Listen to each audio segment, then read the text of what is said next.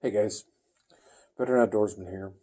We're going to take a break from the series and talk about dispelling some myths about traditional archery. One of the biggest myths of traditional archery is that it's not ethical. That why would guys want to go out there with a stick and string when they can get a compound bow and they can get sights, they can even put a red dot, whatever, and they're much more accurate, this and that. A bow is only as accurate as the shooter. If you put a recurve bow in a hooter shooter that's properly tuned, you put a properly tuned recurve bow in a hooter shooter, you put a properly tuned compound in a hooter shooter, you're not going to see a whole lot of difference. And it doesn't really matter the range. Trajectory, that's a different story. They do shoot slower. But if, like the ranch fairy says, if you shoot adult arrows, the speeds are going to be a whole lot closer. The trajectories are going to be a whole lot more similar. But to say that they're unethical is ridiculous. They've got plenty of energy to take down game. They've been taking down game for thousands of years. Every game animal that walks the earth has been taken with traditional archery. You can watch, the old guys like Fred Bear shoot elephants and things like that. They've taken Asiatic buffalo, Cape buffalo, American bison, elk, moose, etc. And guys say, well, yeah, but they've wounded a lot too. Well, yeah, but they've been around longer than firearms. So sure, they've wounded a lot of animals too. And most of that has to do with the shooter, not the bow. The same guys that are going to say a recurve is unethical will have no problem getting their 8 or 10-year-old kid out with a 30, 35-pound compound bow that has the same amount of energy, same trajectory. They'll say, but it's more accurate. It's got the sights. Well, okay, for practical accuracy, maybe so. But with that setup, you're going to keep your shots 15 to 20 yards. Okay? A compound or a recurve bow is more than capable of a 15 to 20 yard shot. In the right hands, they're very accurate. Personally, I had a group of guys that I used to shoot with several years ago, and we would shoot every Saturday, and we'd shoot some during the week, but every Saturday we would get together at a local archery range. We would shoot nothing but recurves and longbows. And we would shoot golf balls. Not golf balls, sorry. Ping pong balls hung from a string at 20 yards. And hit them with pretty good consistency. Playing games. Put them on golf tees and shoot them. Shoot golf tees. Shoot pieces of busted arrows stuck into 3D targets. Hang a rag on a target and shoot it off the target. And things like that. Different things.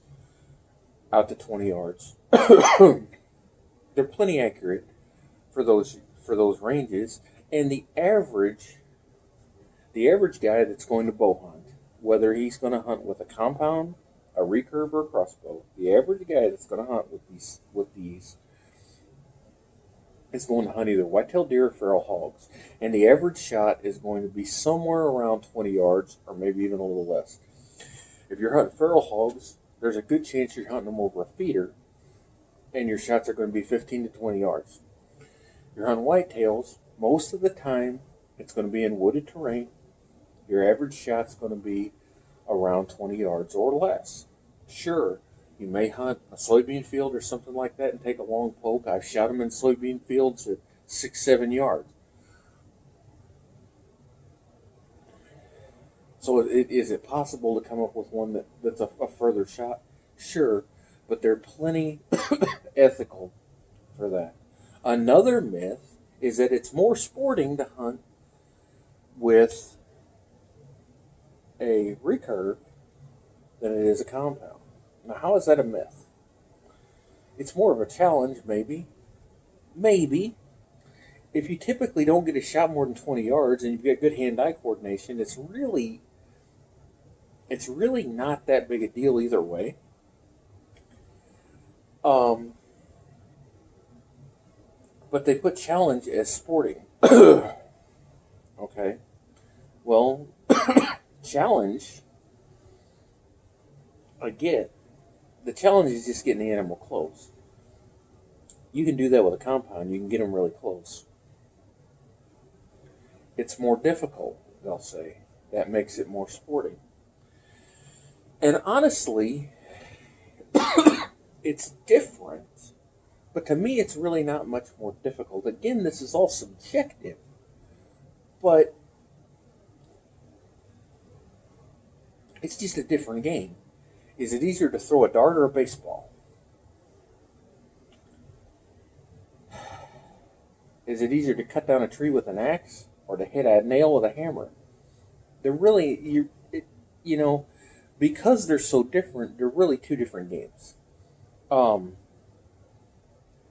you're not, if you're properly tuning your compound bow, you're not just going to pick it up and in 15 minutes you're going to have it sighted in, you're going to be ready to hunt. It's really not the case. Many people do it. Many people will argue with me and will say, no, that's true. It's just like hunting with a rifle. It's not. If you really want to take the time and tune your bow properly and bare shaft and everything, it takes just as much time to tune a compound as it does a recurve. But the processes are different. And I mean properly tuned. Bare shaft.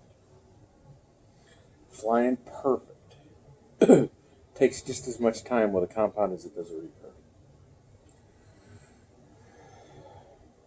So, there's that. People will say traditional archery is inexpensive. Who? Hang on just a second, and I'll get into that. Now, it is true that you can get a bow like this. This is a Samick Sage. I don't believe they make the Sage anymore, but they've got something comparable. I bought this for around $140 several years ago. I think you can still get them for under $200, a similar bow. And someone's going to say, well, I want to start with traditional. That's what I'm going to do. I'm going to buy one of those Samick takedowns. Okay. Say you found one for $150. You found one on sale, a buddy had one, whatever. You found one for $150. Well, you need to start with 30 or 35 pound limbs. You get the bow set up. It's going to cost you a little bit. Put a knock, some silencers, a rug rest, some things like that. Some sort of a quiver to carry arrows. You don't need to go fancy, but let's say you're right around $225 now. You need a dozen arrows. I say a dozen because you're going to break arrows. You're going to bend it. You're going to mess stuff up. You're going to lose arrows. Start with a dozen. Could you start with a half a dozen? Probably, but you'll be down to 2 or 3 pretty quick. Start with a dozen as you're getting used to it. That's going to cost you at least $100. So now we're up around $300. Okay? And before you can hunt with it, you've got to work your way up to at least, say, 40, 45 pounds. That's another $50, $75 for another set of limbs. That's another $100 for another set of arrows. And then you get your broadheads, things like that. Can you get started and start practicing and things a little bit cheaper than you can with a compound? Possibly, unless you get into the used market, things like that. But with that being said, I picked up this used recurve, more than adequate for hunting. 46 pounds at 28 inches. It's a Ben Pearson, very similar to a Bear Grizzly in shape. in limb design and everything.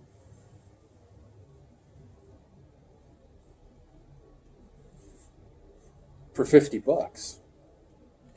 You still got to buy the arrows. You still got to buy the other things that go with it, new strings, etc. It's not cheap.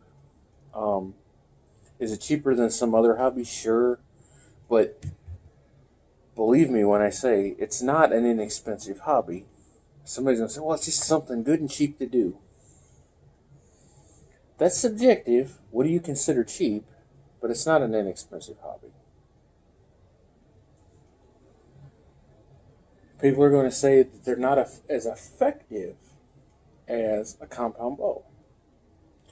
Now, let's take a standard recurve setup or longbow, whatever, a standard setup, and let's take a standard compound setup. A standard recurve setup is going to look something like this. This is a 60-inch tip-to-tip Damon Howitt. I don't have the model here. It's a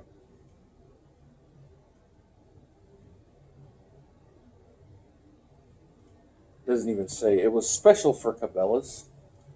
So it's not a specific Damon Howitt model.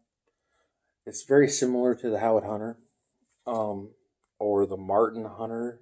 They were called Martin for a while because Martin owns Damon Howitt now. Has for a little while. But similar to that, 60 inches tip to tip. I don't like those scratches there. Anyway, 60 inches tip to tip. 55 pounds at 28 inches. This would be a typical hunting setup. Another one would be this Bear Grizzly. 50 pounds, 58 inches tip to tip. You get a 28-inch draw, you're going to be fine with a bow like this. This Bear Grizzly. And you're going to shoot with these 50, 55-pound bows, which are an average hunting bow. Some guys will go down to 45, some guys will go up to 60, 65. 50 to 55 tends to be a good range for hunting, especially hunting whitetails. But certainly will work all the way up to elk, or even larger game, moose and whatnot have been killed with these types of bows. You're going to hunt with these. The typical setup is going to be something like this. This is a gold tip 55-75, 400 spine.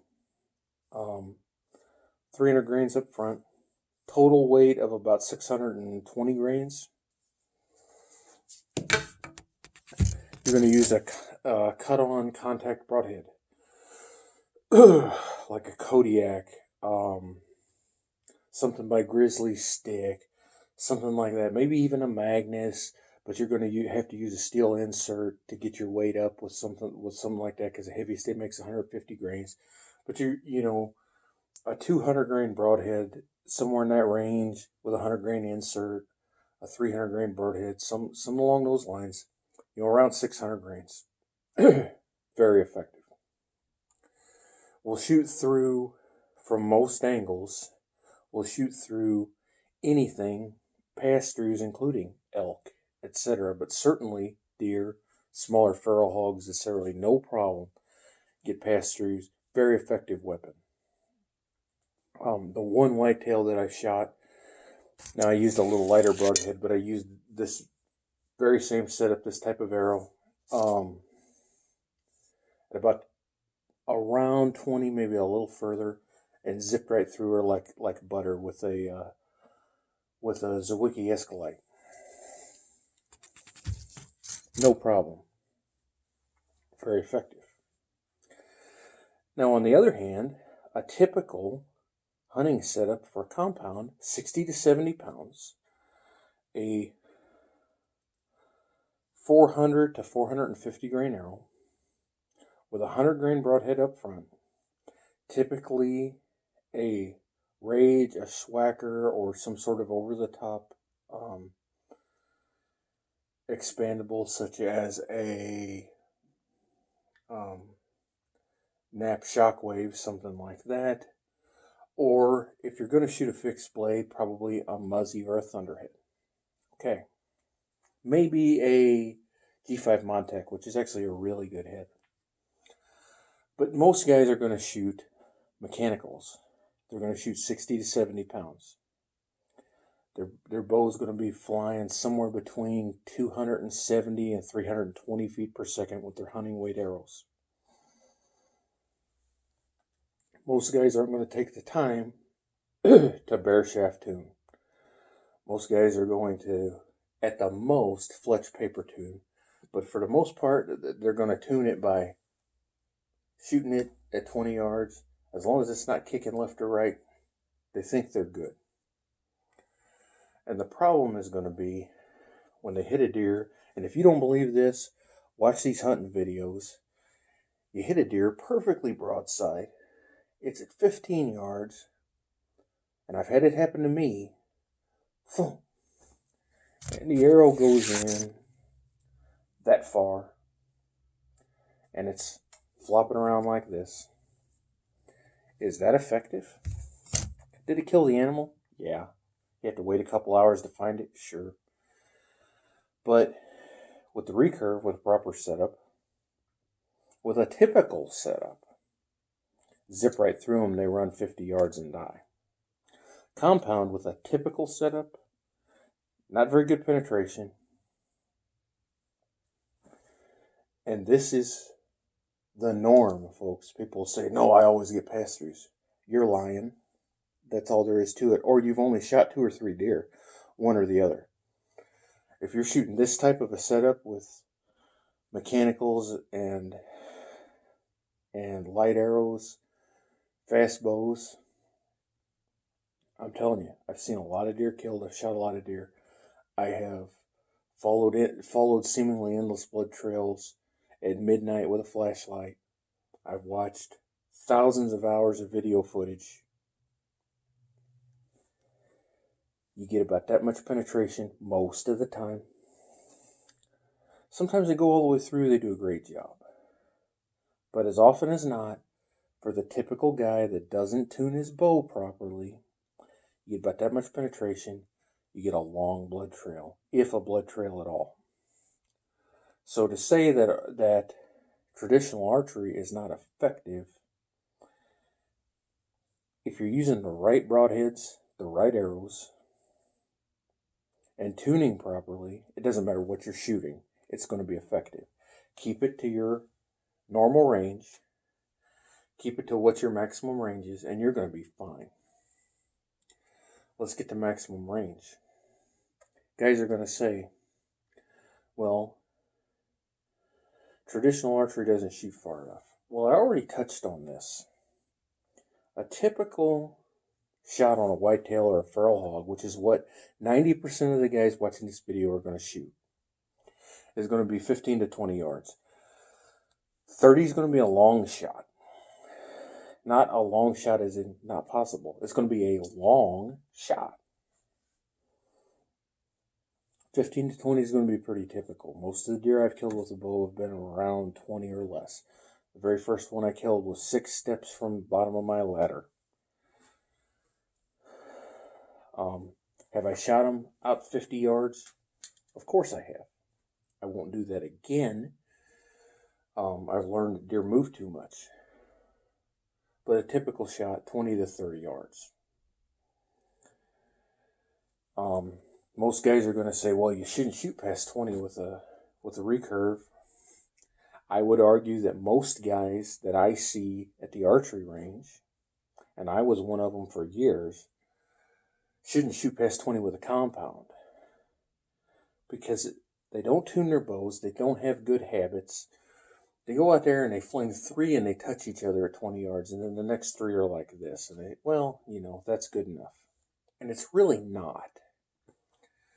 Or they stretch their range until they're just barely hitting the edges of a paper plate. And that may be 50, 60 yards, but they think they're good out to that range when they're just barely hitting the edges of a paper plate. Just like a 400-yard shot with a rifle is doable, especially with a really good rifle. A 50, 60-yard shot with a bow is doable. But 90% of the guys holding the bow, really, though they think they are, and though they've made the shot on paper, they're really not capable of that type of a shot. If guys would keep their range in that 20 to 30 yard maximum, and even, maybe with a compound, maybe stretch it out to 40. But if you start cutting their shots closer, there'd be a lot less wounding loss out there, regardless of what they're shooting. So for a typical archery shot that 95% of us are going to take,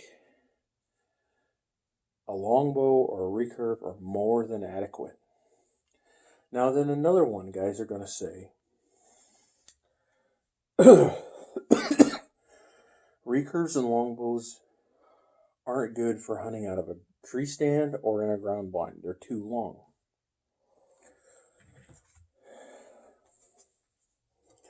This bow is 52 inches tip to tip. That's before you string it. Then it gets down into the 40s. And is very manageable inside a ground. I mean, you look at it. I'm 5'9". I've got it on the ground. Here it is. And this isn't strung. Considerably shorter when strung. Very manageable on a ground blind. Bear also makes the Super Mag 48, which is basically the same bow, but it's 48 inches tip to tip instead of 52. This is a Kodiak Magnum. Beautiful bow. Really glad. I always wanted an original Grayling Green bow. I got this a few years ago, traded a compound for it. One of the best things I ever did. It's a wonderful, wonderful bow, and I really, really love it. Do I shoot it a lot? No, but I sure love to look at it and take it out every now and then and shoot it. But I just love it. But if I was confined to ground blinds, tight quarters, things like that, that's probably the bow that I would choose, and I would be tuning my arrow setup around that bow. And I would be just as effective. They shoot fairly fast, those short bows. Fast is a relative term. 170, 180 feet per second is pretty fast with a hunting setup out of a recurve. With lighter arrows in the 400 grain range, you can get up over 200 feet per second with them without much of a problem, but I don't recommend that for hunting. But to say they're too long, guys have gotten spoiled by bows that are axle to axle 30 inches or less. And don't get me wrong, I've shot a lot of them. The longest bow I've shot in the last 15 years, axle to axle, I think was 34 inches. And that was considered a pretty long bow. I think the bow I've got now is like 31. The compound I've got. So they're a little bit longer.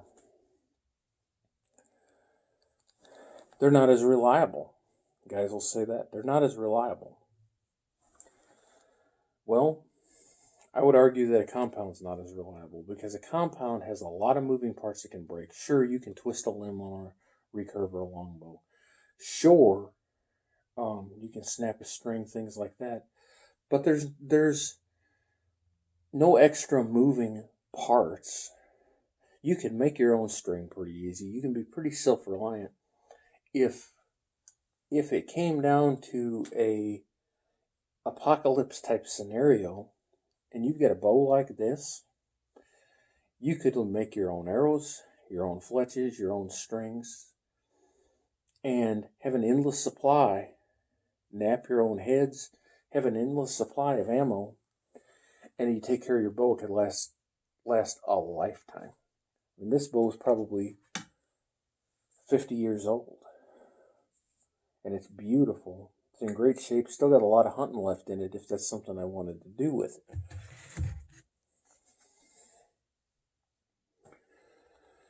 And then some other myths tied strictly around traditional archery. Well, you're not really a traditional archer if you don't shoot a longbow. And I understand where that comes from because the natives didn't really shoot recurves, although the Hungarian and Chinese horse bows have been around for a very long time and they are recurve, but they're more of a static recurve. It's typically a self bow, and typically more of a longbow style. So if somebody wants to play that card, that's fine, as long as they're not shooting a bow with laminated limbs.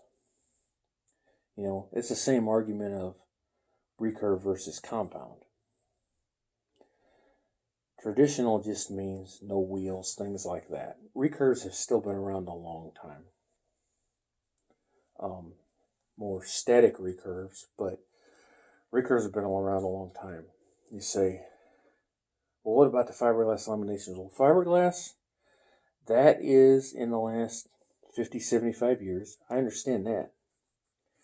But Indians put sinew on the backs of their bows. That was a lamination. That was strength.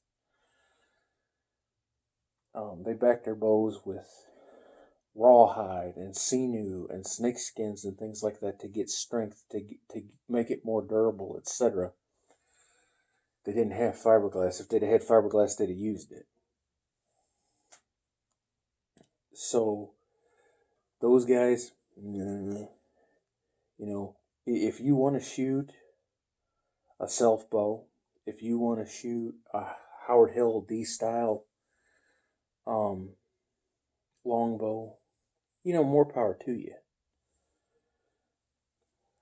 But to say that one's better than the other, that's just getting people out of the sport, and that's just upsetting people. That's ridiculous. We want to get people into archery. I don't care if you shoot a compound, a recurve, a longbow, a self bow. I don't even care if you shoot a crossbow. We want to get people into this sport, and we want to make it fun. So don't argue about things like that, especially when they're not true. Next, people will say that if you shoot 3 under, you're not a true traditionalist. And to show what I'm talking about, 3 under is when you knock your arrow, then you hold your 3 fingers underneath. Pretty self-explanatory, 3 under. Versus split finger, which is you split these fingers. Pretty self-explanatory. Well, if you're not shooting split fingers, you're not a traditional archer. 3-finger style is also called Apache style. And why is that? Because the Apache Indians from out west shot that way, 3 under. How long do you think they shot like that? A couple thousand years? The reason they say it's not true traditional is because it's easier to gap shoot using 3 under than it is to use split fingers. It can be done with split fingers, but it changes your anchor point somewhat, and you may end up adjusting here. But they say if you're not shooting split fingers and adjusting and anchoring with this finger at the corner of your mouth, you're not a true traditionalist. And it's just not true. Lots of native people shot with 3 fingers under, and it worked just fine. Again, if you want to get into that argument, then you need to be shooting wood or cane arrows, napped flint heads, self bows that you made yourself. That's ridiculous. They'll say that if you're not shooting wooden arrows, you're not a real traditionalist. Hey, nothing wrong. You want to shoot a Port Orford cedar? You want to shoot a bamboo arrow? A cane arrow that you cut yourself? You want to shoot flint heads? By all means, do it. That's awesome. The average guy just doesn't have the time or the patience to use those things. Don't tell him that you're better than him because you're using wood shafts, you're using flint arrowheads, etc. There have been lots of different materials used for arrows over the years. Steel points have been used in arrows for over 100 years, folks. There is lots of evidence of Indians taking barrel bands or glass, barrel bands, the steel from wagon wheels, etc., and making arrowheads out of them. Steel's been used for a long time. Don't say that's not traditional, because you always want to go back to what the Indians shot. They shot what they had available. If you're going to nap your own heads, glass is awesome. A lot of guys like to use obsidian, but the glass out of the bottom of a glass soda bottle or something like that makes great heads. They become super razor sharp. Those are great, but you can certainly, use a trade point style head. Just sharpen a piece of steel and whatnot. They've done it for a couple 100 years. It'll still work today. The method of shooting. If you're not shooting true instinctive, then you're not a traditionalist. And they say, let me explain what instinctive is. Instinctive is you're looking at your target, you draw your bow, you get to anchor, you shoot. It's all hand-eye coordination. And it can work very well if you have very good hand-eye coordination. If you want to get good at that, I recommend going out in your backyard and setting up some bottles or some bowling pins or something like that and have some bean bags and practice walking around and throwing at them. Get your hand-eye coordination up, okay? That will help you. Practice throwing darts, things like that. Playing catch with the kids in the backyard. That's a good thing anyway. But you have to have extremely good hand-eye coordination. And you have to have very consistent anchor point. And you have to practice a lot.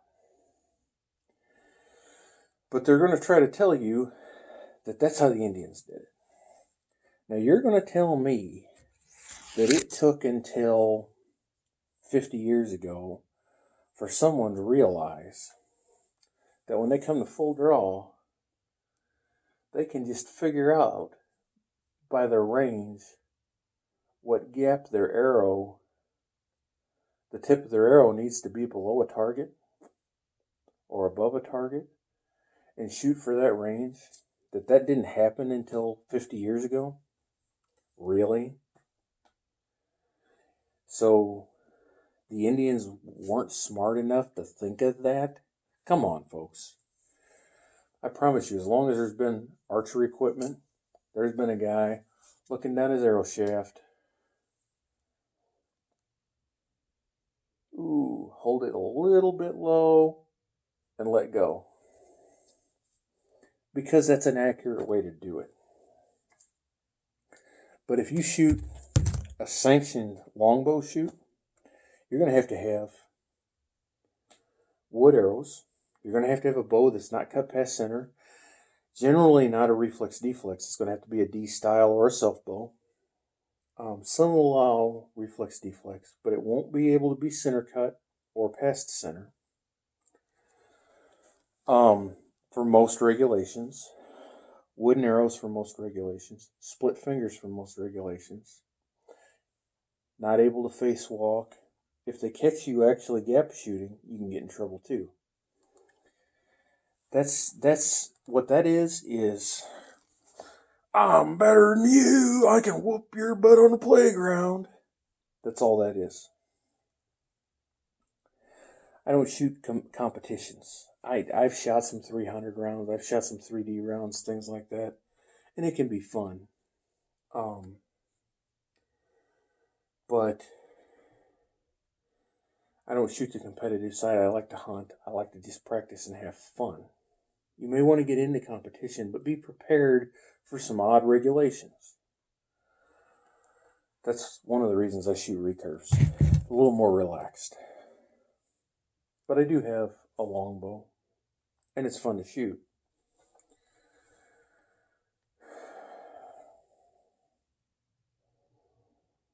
And they're going to say, well, you can't be as effective with a compound because you can't shoot a 2.5-inch cut mechanical broadhead. Well, you can shoot anything you want. Is it going to open up? Probably not. But think about this. Most of those big broadheads with high cutting diameters say you need 60, 65 pounds of energy for them to open. And a lot of guys' hunting setups only have that at starting velocity. And with a balanced arrow and with a light arrow, they don't keep that velocity for very long. By the time you get out to 20, 30 yards, you get less energy than my recurve does in many cases. It's not unusual for the impact energy to be 30 pounds or less.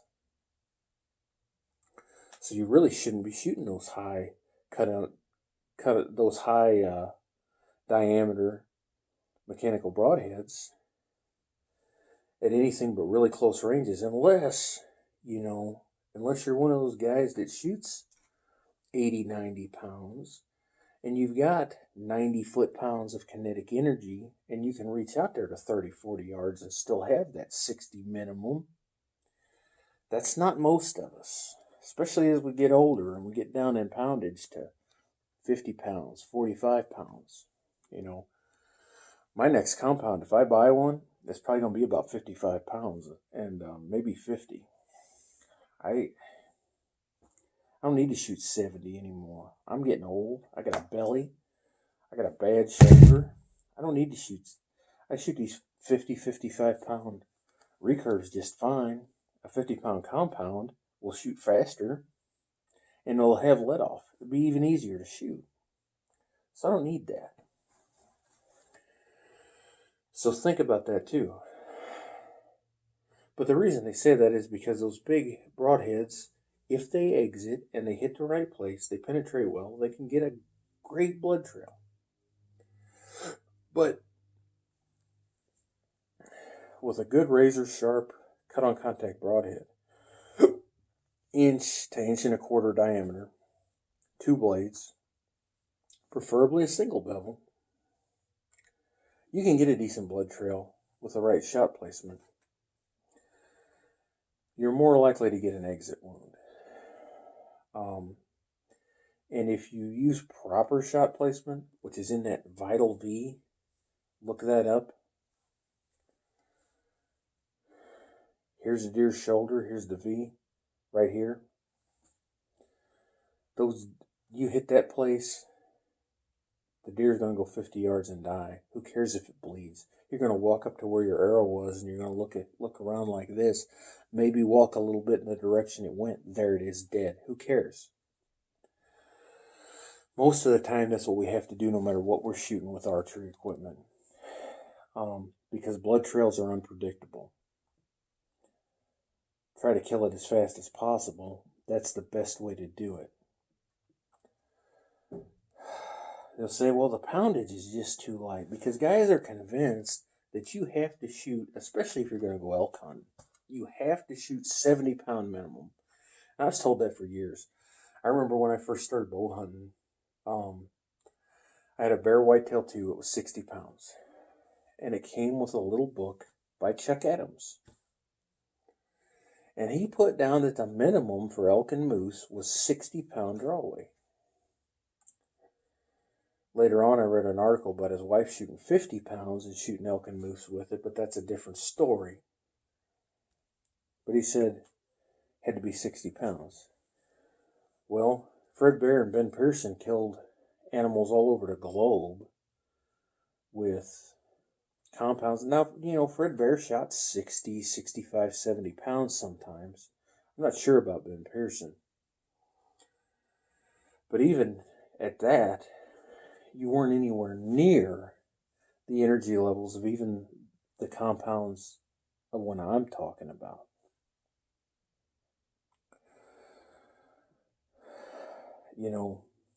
45 pounds is more than enough for whitetails. 50, 55 is more than enough for up to elk. And if you really want to push it to 60, 65, you can. But you need to work your way up. You need to build those muscles, and you need to shoot a lot to keep your muscles strong and to keep them tuned in. 50, 55 pounds will kill anything on this continent, North America. Could you kill a buffalo with it? A bison? Sure. Could you kill a muskox, a grizzly bear? You could. But as far as the non-dangerous game, up to elk and moose, that 55-pound Damon Howard of mine with a 600 to 700 grain arrow and a good cut-on contact single bevel broadhead, I have no problem in the world.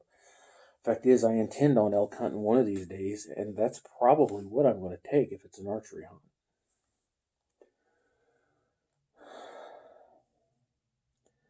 So there's a lot of the myths that are pro, most of them pro recurve. But let's talk about a few others. I'm a better hunter because I hunt with a recurve. That's not true. Again, most guys, their average shot's 20 yards. Most guys that are really good with a compound or with a recurve or a longbow can easily hit a pop can at 20 yards.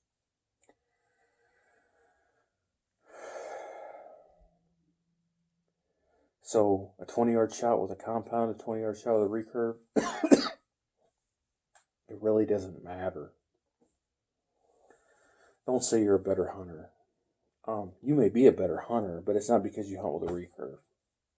It's because you put the time and the effort in.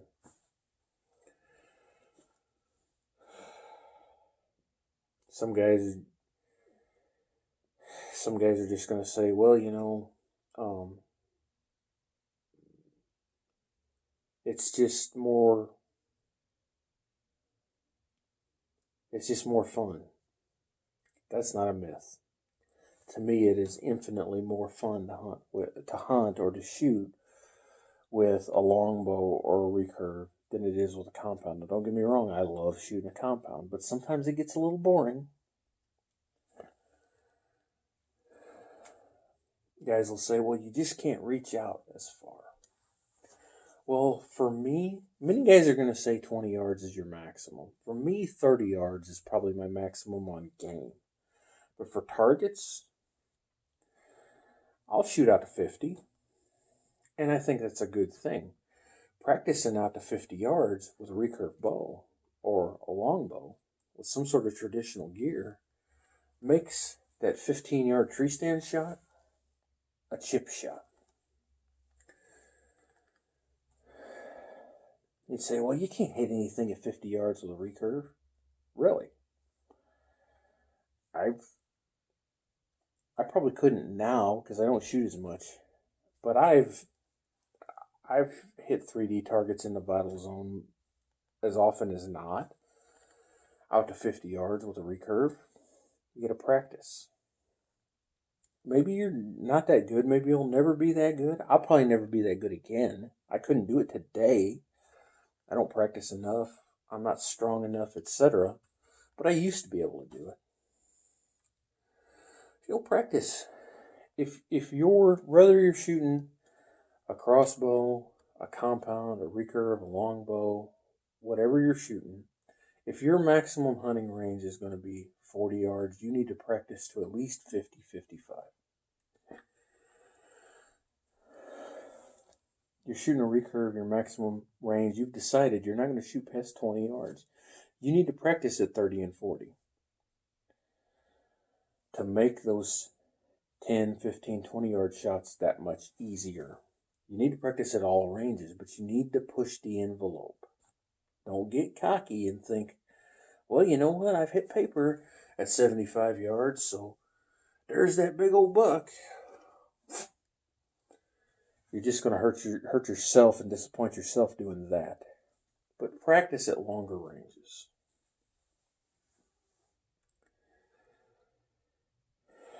And guys, as you say, well, it's just too old-fashioned. I was shooting this bow that I had just bought. Been a few years ago, 5 or 6 years ago, I had just bought it. I was still getting the string stretched out and everything. I'm shooting it at a local range. It's not open anymore. And a guy walked up to me with a fancy bow. I think it was a Hoyt Spider, something like that. I don't remember exactly. But it was a pretty fancy bow. A compound nonetheless. And he says, "Don't you think it's time for you to upgrade to a newer bow?" I said, "This bow's brand new. I bought it a week ago." He looks at me and says, "They still make those?" Yeah, they do. And I probably spent as much on that as he did on his. No, he probably had $1,000 rig. Mine was only $600. Again, you can spend a lot of money. Look at Black Widow. Look at their website. You don't think you can spend money on a recurve or a longbow? Look at their website. Look at Humminbird. Some of these. It's not hard at all to spend $1,000 on a really nice traditional bow. And you can certainly spend up to $2,000 without too much problem. If you were to buy a brand new Kodiak Magnum, I think they're $5,000. The Bear Grizzly I've got there probably $4,000 or $5,000. But he was shocked that they still make recurve bows. He honestly thought that when they started making compounds, they quit making recurves and longbows. I don't know what rock he lived under, but he had to talk to 4 or 5 other guys to verify it because he thought that I was lying to him, that I just bought this brand new recurve bow. And I'm still not sure he was ever convinced that I wasn't lying to him. It's crazy. So, I've been a little long-winded, but that's typical for me. Get out and have fun. Why do I shoot recurves, longbows? Because it's fun. Why do I shoot archery in general? Because it's fun. Why do I shoot compounds? Because it's fun. Why do I shoot crossbows? Because it's fun. When it quits being fun, I'm going to find something else to do, folks. I don't do it for the extra challenge. I really don't. I do it because, to me, getting out there and shooting my recurve bow and hitting where I'm aiming at without any sights is just a lot of fun. One advantage, though, for old guys like me that have to wear these to read, you're probably noticing that you have trouble seeing them pins. And sure, you can get a clarifier peep. You can get a red dot style sight to mount on your bow. You can shoot the Easy V sight, which just looks like this with some marks on it to help with those eye issues. That's fine. But you're shooting a bow without sights, you don't have to worry about it. You don't have any problem.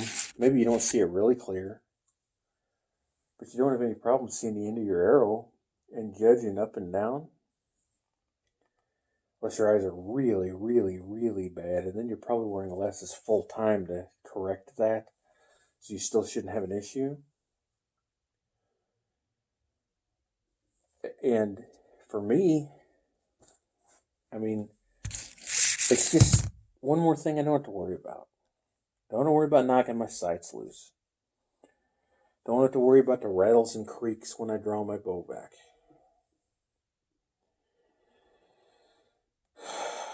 I've got to worry about going to a pawn shop or something and finding another one and bringing it home. I got 5 sitting here. I got 1 sitting back there. I've got at least 2 more sitting here and 1 or 2 upstairs. Yeah, I've got a little bit of a problem, but it's fun. Again, what I said earlier, it's not cheap. You really get in, hey, get you something like this Ben Pearson. They haven't made them in years. There's not a real big collector following in the Ben Pearsons for some reason, but they made great bows. To me, maybe not as pretty, although some are beautiful, as a bear or something like that, but just well-made, good shooting bows. Pick one up for $50, $100. Learn to shoot it. Before you know it, one of your trad guys, your buddies you're shooting with, will have another one. $50, $75, $100. Hey, would you like to buy this? Sure. Would you like to buy this old Shakespeare, this old Indian? Sure. And then, that's even if you started with a Samick. And then I've always wanted a Bear Grizz. Maybe you buy a new one, maybe you buy a used one. I've always wanted a Kodiak. Hey, I got one of them. Well, I really like them Kodiak Magnums. I got one of them. The old Bear Cubs. Not the Kodiak Cub, the little youth bow, but the long bow. Man, those are really cool. I got one of them too. Always wanted a Damon Howitt. Got me one of them. Wanted something made by India. I got me one of them. I like Ben Pearson. Got me one of them. It's addicting. But it's a good habit. It's a lot better than buying booze or drugs, right? Probably not any cheaper. You got several $100s worth of arrows because you got different bows and you got different tunes and different setups. Spend a couple $100s a year on broadheads. It's not cheap, but it's fun. So guys, get out there and have fun. I don't care what you're shooting. Compound, recurve, crossbow, whatever it is. Get out there and have fun. Get your bows tuned up. Start shooting. Bow season will be here before you know it. God bless you. And we're going to catch you next time.